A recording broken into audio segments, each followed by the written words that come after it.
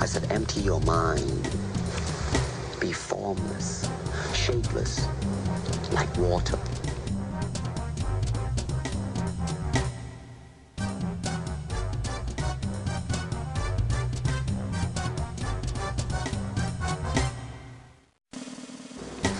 Now you put water into a cup, it becomes the cup. You put water into a bottle, it becomes the bottle. You put it in a teapot, it becomes the teapot.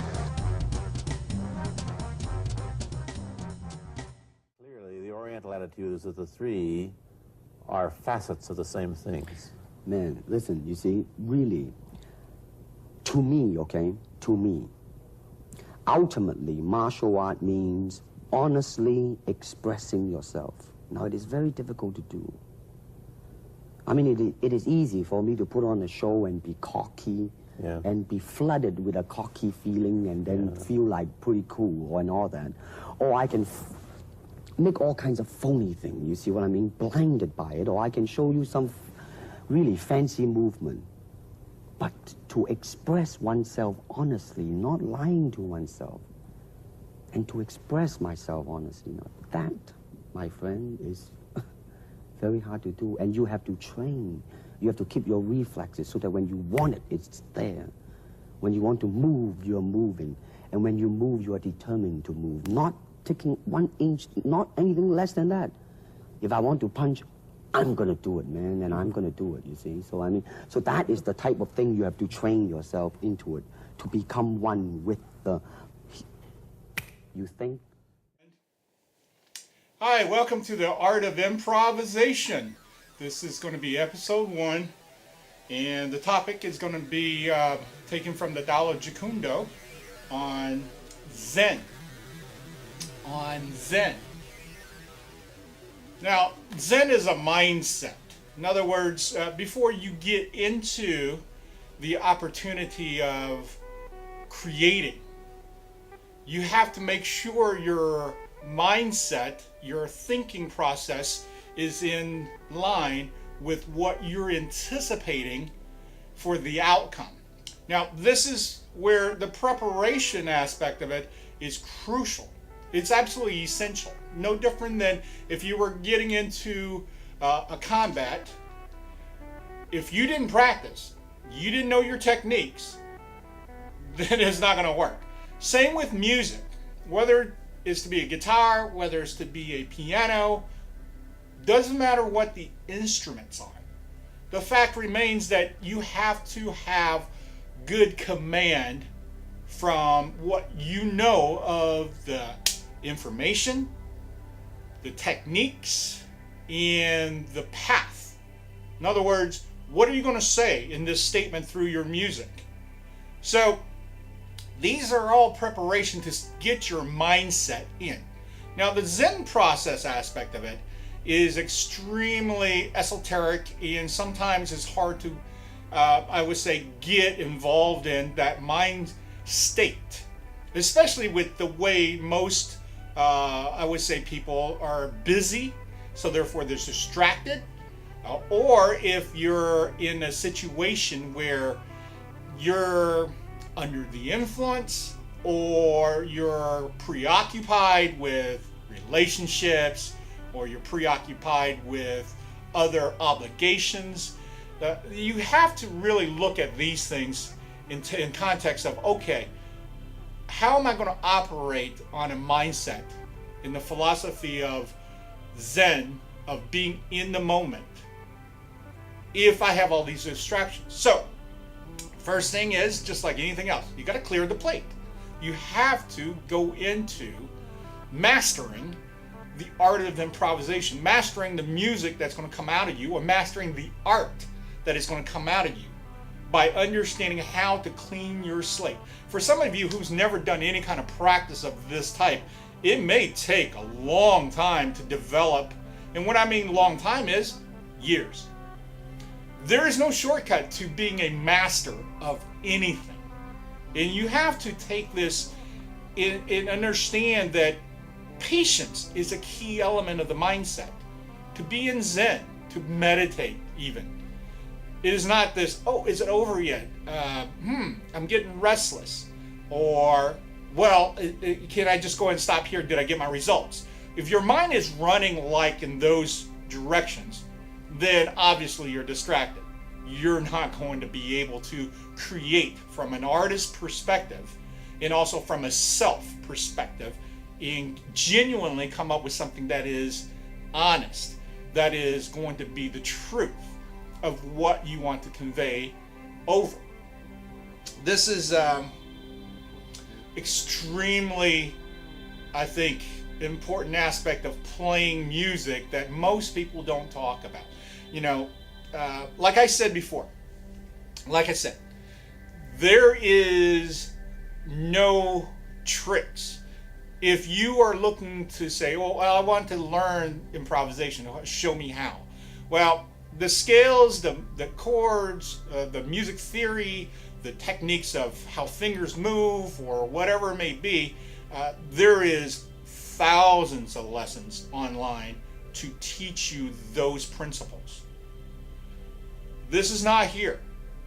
This is teaching you the art of improvisation to reach within the true self, to be able to be seamlessly connected to what you are creating, to the massness of universe, to the cosmos.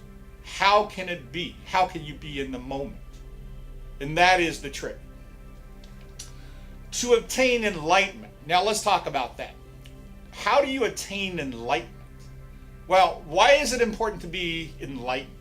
Why is it important to have the so-called journey to search for these things for self? Well, I just want to play great music. I don't need to be enlightened. Really? Think about that when you play music that moves people. It has to have a certain level of energy transference. It has to have a level of that movement that is unexplainable in most layman terms. Although I fully now start to go down a path of understanding and documenting those energies. And we'll go deeper into that. You know, energy is abundant.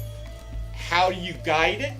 How you bring it to yourself, empower, and project. That is technique itself.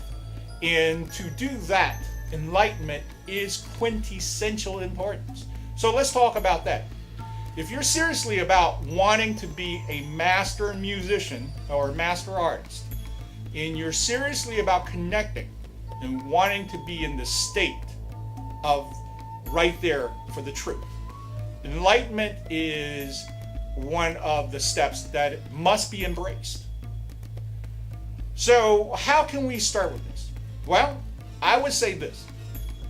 Enlightenment, coming from a variety of different sources, still comes from the fundamental of the basic three principles: mind, body, spirit. Mind, body, spirit. So how do we put those in harmony within each other? Well, number one is you have to eat right. Are you eating right? You know, drinking 6 bottles of Coke and smoking 2 packs of cigarettes is not really good for you. It is not going to bring you to a higher connection, a higher conscious level, where music flows through you. Sure, you can play music. You can be flawless. You can be fantastic.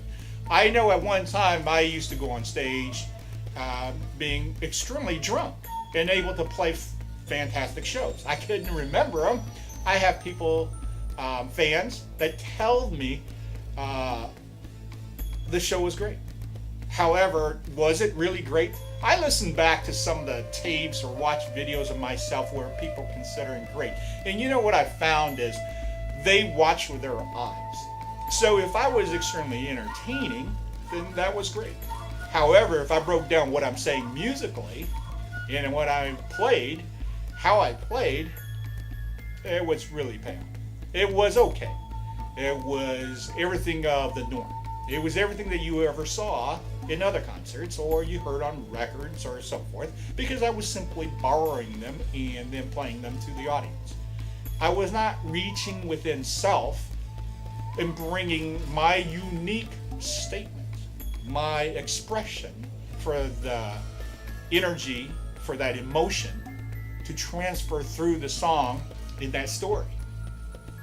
So that's very different. That's very different. Enlightenment with the mind, body, and spirit. Eating habit is important. Now, training habits is extremely important. Training habit. What are we talking about? Training habit. Well, we're talking about being in good health. You know, if you're not in good health, it's kind of hard to release the kind of energy flow if you're blocked. And how can we be blocked? Well, a variety of different things could cause blockage. A variety of different things could cause low energy, could cause bad health. So the key thing is, what are you doing to elevate yourself physically? You know, keep in mind, these are components that's equally as important as taking music theory classes, practicing your scales, single string harmonies, ear training, all these things that goes into the musicality of it is equally as important as, are you focused? Is your mind clear? Are you operating at a high level of energy? Are you lasered in, focused with patience? These are all the other side of the skills that's rarely talked about, but it's extremely important to have that in balance. Mind, body, spirit. Now, spirit, let's talk about that. Spirit aspect of it is not religious. So I don't want y'all to think that, hey, you know, I go to church, I play in a worship band, so therefore I'm spiritually fulfilled. It can. I'm not saying it doesn't. But for a lot of folks, that is not fulfilled from a spiritual point of view. What does that actually mean? Well, let's go for just easy layman stuff. If you are not sure how to be fulfilled from a spirituality point of view, here's a couple of principles to live by to start your journey down this path. Number one, live with gratitude as the first foremost thought. Gratitude. Be thankful. Be thankful that you're breathing. Be thankful you're a musician. Be thankful you have great instruments to play on. Be thankful that you can communicate to other people who doesn't speak maybe your spoken language, but understands and embraces your musical language. So that's important. Number two, consideration. Let's talk about consideration. Consideration is often overlooked tremendously. Consideration doesn't play a big part in a lot of people's lives because the way we've developed, especially in the Western civilization and in the United States, everything is in a New York minute. It has to be done yesterday. It has to be done right now. It must be done. The focus of the energy is so on top of immediate gratification that we forget that consideration is nurturing.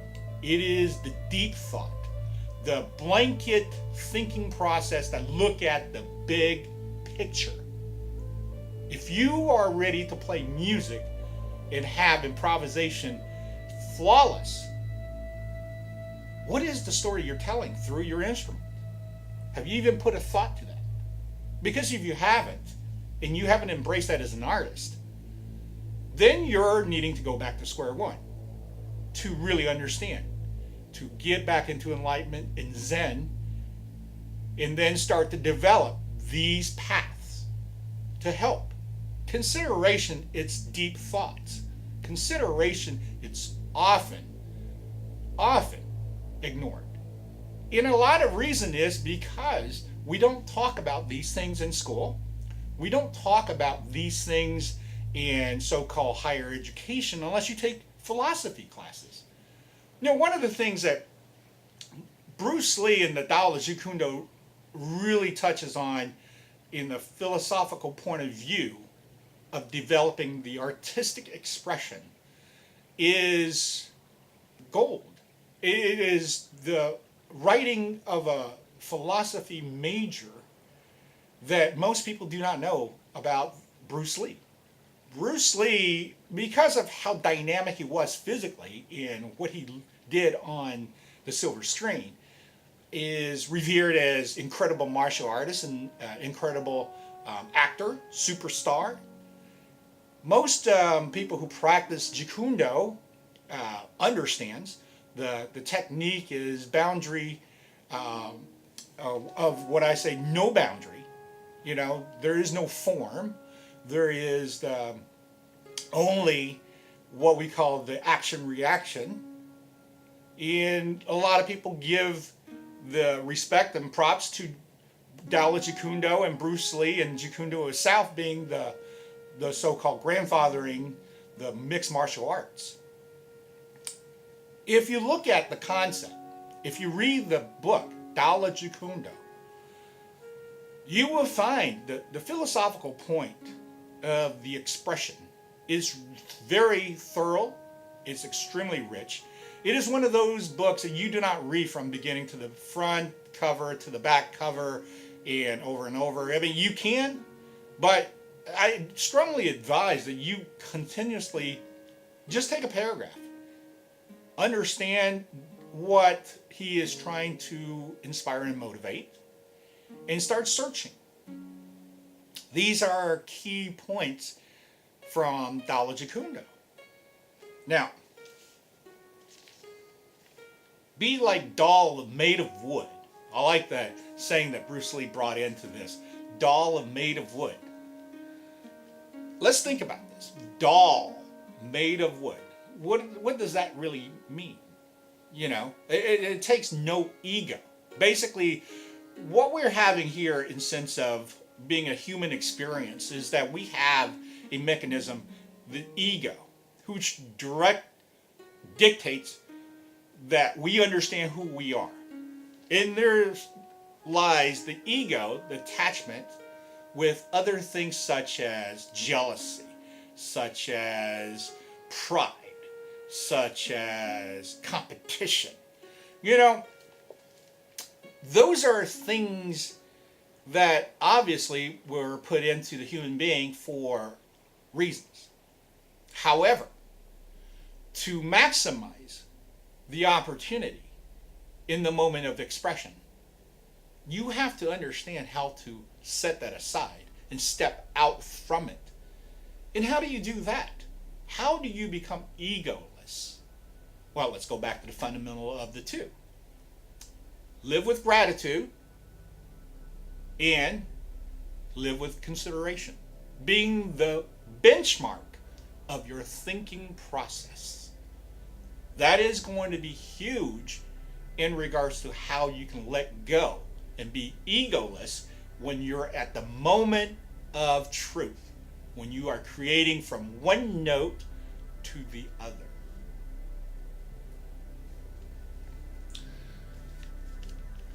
The art reaches its greatest peak.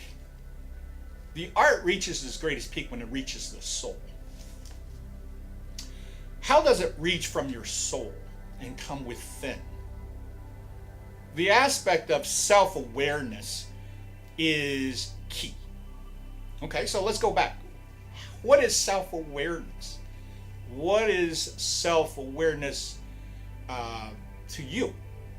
What is self-awareness to others? And the key thing that you have to kind of now look at this is you have to believe that self-awareness is not what you think other people is aware of you. It's you being aware of you. Now let's look at that again.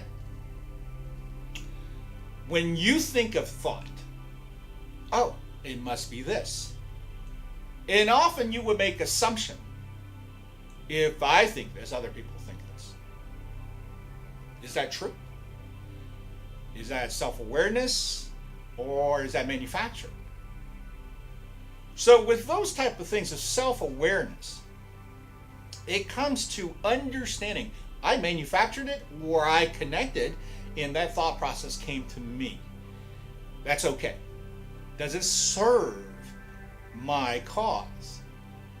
You have to ask that question. You have to ask for the truth. What is my purpose? Again, remember, going back to being the art of improvisation is when you're ready to play a piece of work, music or a show or however that expression is supposed to be, do you know that big story? Do you see the big picture? Because if you do not see the big picture, you're not ready. This improvisation concept can be a variety of different levels. There's no question about it. You don't have to be a guru or a Zen Buddhist in mindset to become great at something. However, if you did, I can assure you, you would be several notches above than if you didn't. And mastering of what we are good at is a non-stop event. What you will find that the better you became in the art of improvisation, the bigger the universe opens up. And what that becomes at your disposal is infinite. So therefore, the work itself becomes infinite. It is a lifelong journey to master the art of improvisation.